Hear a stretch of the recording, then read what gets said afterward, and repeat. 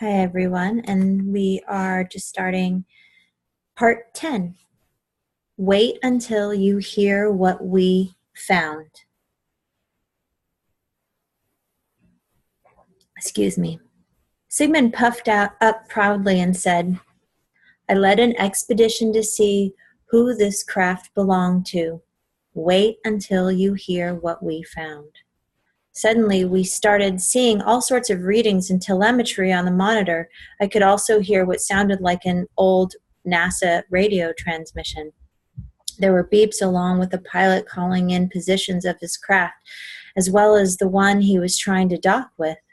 That lasted for about 12 minutes as I saw the two craft spiraling closer and closer together. And there's a picture, a rendition of it. As the pilot matched the spin of the object they were approaching, you could see a long cigar-shaped structure that had shiny patches of what looked like ice on the outside. It was obviously made of stone and looked as if it had been through many meteor showers and collisions. The video broke into a scene where a few people who were suited up in spacesuits were pushing themselves through what looked like a bored-out hole going down into the rock, entering the vessel. The shuttle had docked with the mystery vessel close to what looked like a metallic oval dome, which was sitting about a third of the way down its fuselage. It appeared to have been breached many times and was full of holes and dents from obvious impacts. In the next scene, you could see the men in a weightless environment with lights on their chests, helmets, and the tops of their wrists. They split up and were talking to each other through the communication systems in their suits. One of them was chipping samples out of the ice residue on the floors and walls. The same frozen organic sludge was on the outside of the ship as well. It appeared like foamy, dirty lake water that had been frozen. The ship was obviously very ancient. It had been boarded and stripped of technology many times by unknown races. Sigmund stated that when they tested the sludge later, they determined that it was partially the remains of the original crew. Whoa! There were many panels removed from the walls, ceilings, and floors, leaving empty compartments where technology was once located. I found something. As they looked around, one of the men called out, I found something. I watched as the man with the camera pushed himself through a few open panels in the floors and ceilings to get to the floor of the craft that he was being called to. He entered into a room that looked like it had recently been unsealed. The panel was wedged against the wall, almost blocking the door. The video scene then went to two men taking video and photos of some beings that were located after morgue-like drawers had been pulled open. Aquatic beings in stasis. On the table was the frozen, stiff body of a strange-looking being. It looked somewhat like a pterodactyl with pale blue skin that was almost white. They were pulling open other drawers and seeing a few other types of beings.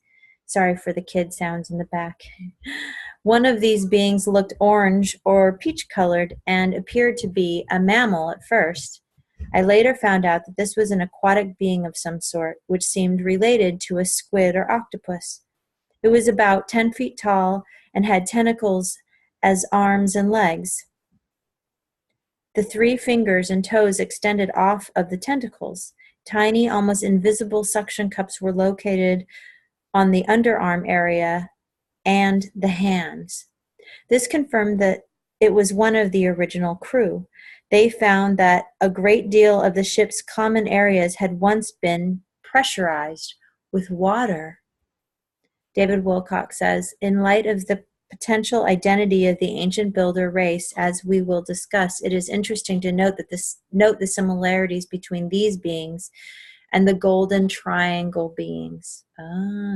We will be looking at a very prolonged evolutionary shift over almost unthinkable amounts of time.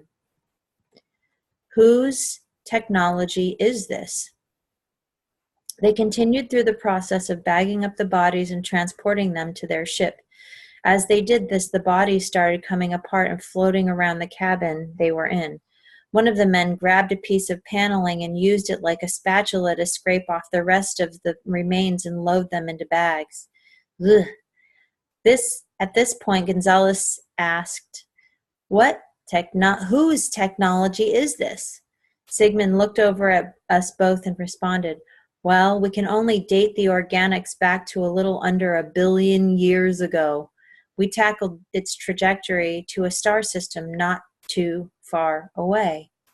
This craft was apparently stuck in that system's orbit for millions of years before it was pulled out.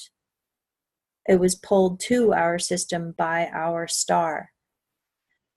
Would this be the ancient builder race? Gonzalez said, so, would this be the ancient builder race? Sigmund smiled and slowly pointed his index finger to the tip of his nose. This indicated Gonzalez was correct. Gonzalez started asking questions faster than Sigmund could answer. Sigmund put his hand up to indicate that Gonzalez should stop talking, which he did. Sigmund then said, yes, we did find some amazing technology, though most of it had been removed long ago. He then said, but wait, you haven't heard the best part. Writing and glyphs.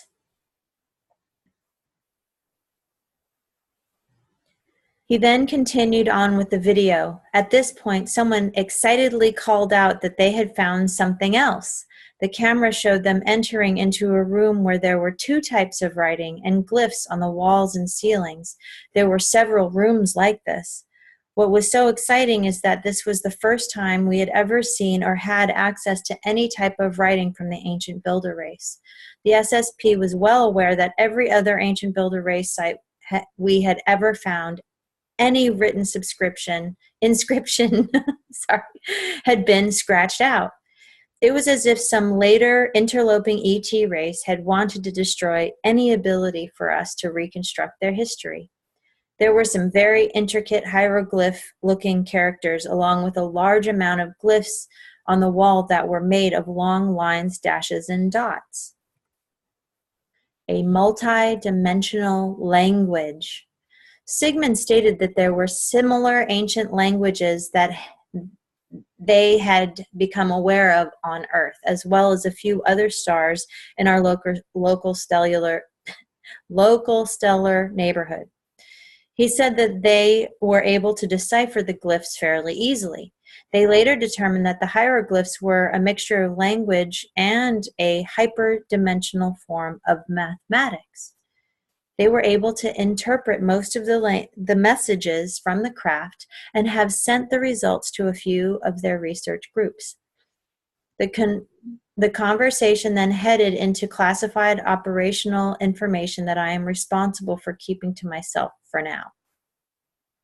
Let's take a trip.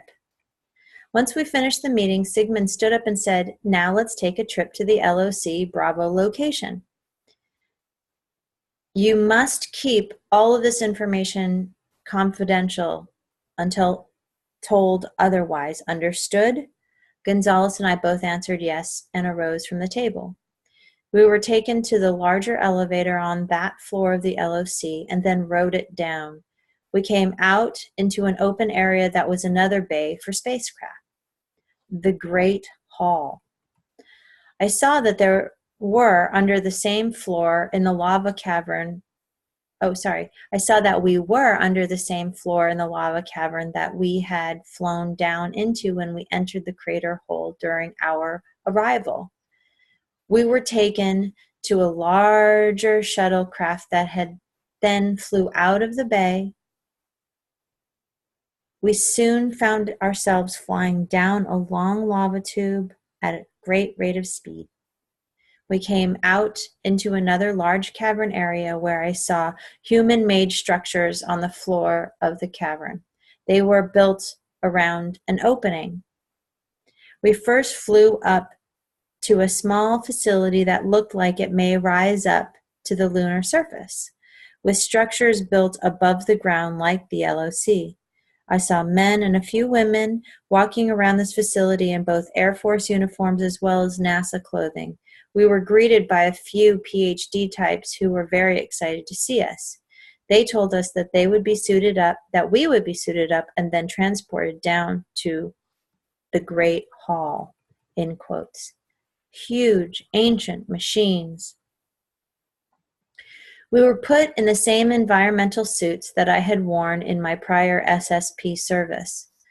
We then went through a bit of a training session with the PhD types on using the equipment, which was very basic.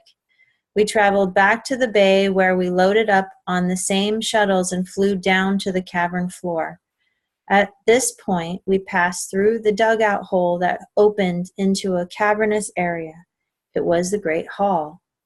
This area was so tremendous in size that both Gonzalez and my minds were blown.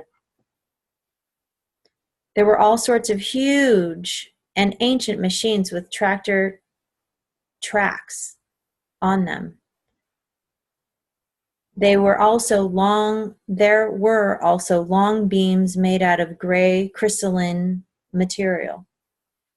The beams were lying broken and shattered on the ground. There were large circular tunnels heading out in multiple directions from this area.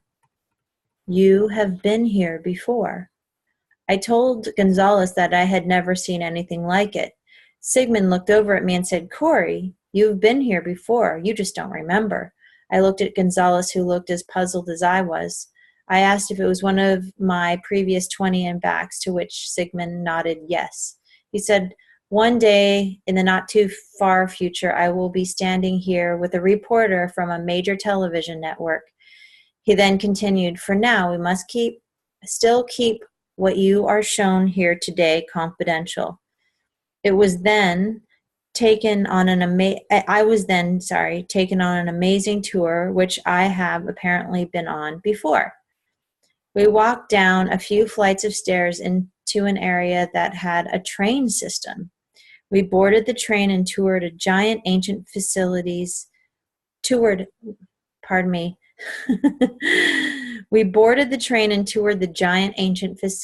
for nearly 5 hours. It was very amazing.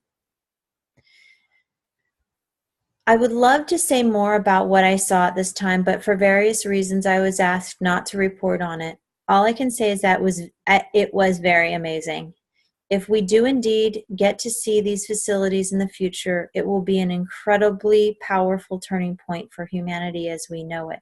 Once we were done, we were taken to the mess hall and allowed to eat and shower. We were then taken back to the LOC where we both boarded separate DART craft and were flown back to our homes. And this is the end of Corey's update, and conclusions by David Wilcock will be in part 11.